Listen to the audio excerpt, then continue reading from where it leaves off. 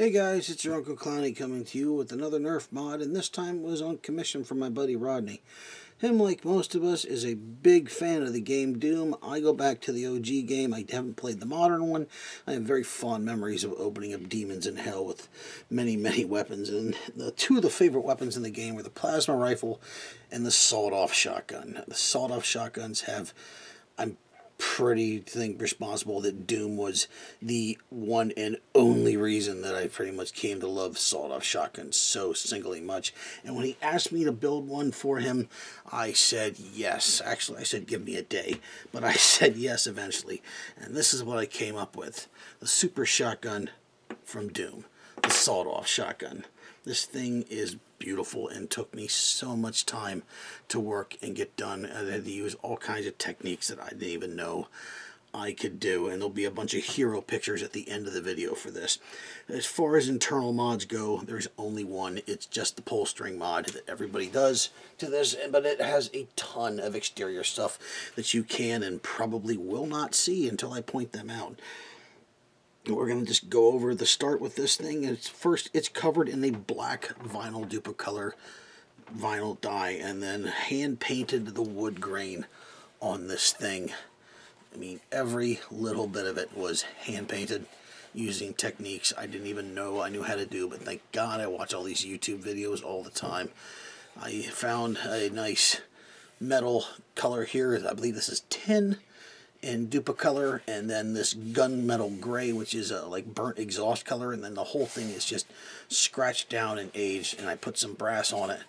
And like I said, I did the pull mod on this thing, so on the back of it here, it's got the pull strings coming out of it, and you know, via wall comms, great idea. I added this little hammer too, and one of the neatest things about this is that the entire blaster is made from parts of its own, except for this. Every little extra screw, every little piece of bolt or sealing over that covers up the back of this thing, all of it, every bit of it was made from the original blaster in here. And what I was talking about, the mods and things that you probably can't even see in here, is other than the I forgot to show this off in the front because I added this to the front of it here, this nice little silver coffin design on the front that I thought was really cool. And this was the last edition here, and then it's a bunch of screws and stuff to up the realism on this thing. Two of the biggest pet peeves, some of the biggest pet peeves I have with the blasters like this is when people do these, they just put these little pull strings out the back with no hole cover. So after building all this up with bits of plastic and glue and putty, because I just made slurry with the plastic welder, I ripped out a piece of the drive section on the inside that does the prime mechanism and made this little silver bowl hole or bolt or whatever here for them to go through. It's not just this plain piece of like holes hacked through it, so it gives it some nice depth. I also took and built up the trigger considerably to give it some weight and depth, and also this in here, as well as taking the trigger ring guard and completely cut it. It got cut into multiple pieces and then twisted and rearranged and glued back together, and then sanded down and then filled up with putty and then glued back down again. Every little part in here that had like an in-cut lay or something like that, like the I-beam or like that, where it was going to be a ridge or something, I filled up and puttied in. But the mod you guys probably haven't even seen, and you've been sitting here looking at it, is something that I can't believe I haven't seen anybody do before. I've always had a problem when people put these blasters together here, and after they cut them down and they do whatever they do to the back end, usually quite poorly, I might add, they have this huge front end still. Even if they cut them down, they still have this giant front end, and it looks off.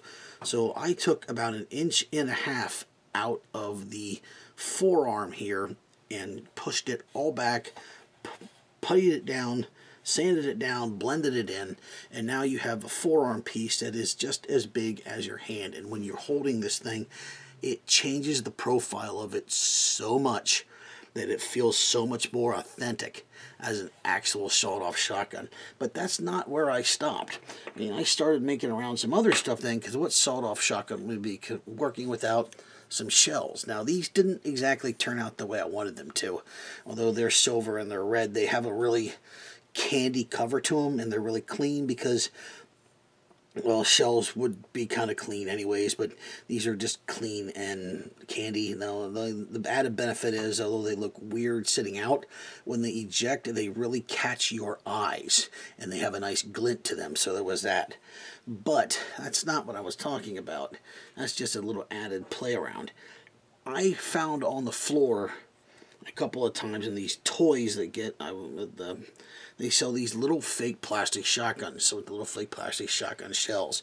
So I drilled them out, put brass in them, and these will shoot, but they don't shoot quite as well as an actual shell because they're more cosmetic than anything. Made 2 dirty, disgusting shotgun shells with the UAC logo on them, and UAC 12 gauge double-aught buck, and these fit right in. They don't eject, but they slide right in and they catch, and like I said, they will indeed work, which is amazing, because I didn't actually expect them to work. I just expect them to hopefully hold a dart. This is a commission that I really wish I didn't have to get rid of, and I'm going to have to go back and replicate this for myself. It's because this is something I really, really love, and it represents a lot of work, and I feel I have really upped my game building this thing here. But let me know what you guys think in the comments below. Do you think I did a good job? Do you think this is cool? Do you think somebody's going to go out and I should just put the orange cover on here to begin with? Doesn't matter because it's mostly a cosplay piece. Let me know in the comments below. Don't forget to check out the links to my merchandise that I'm going to have posted up, which is the AKA Clownie patches. Like, subscribe, and all that jazz. And remember, guys, your Uncle Clownie's watching.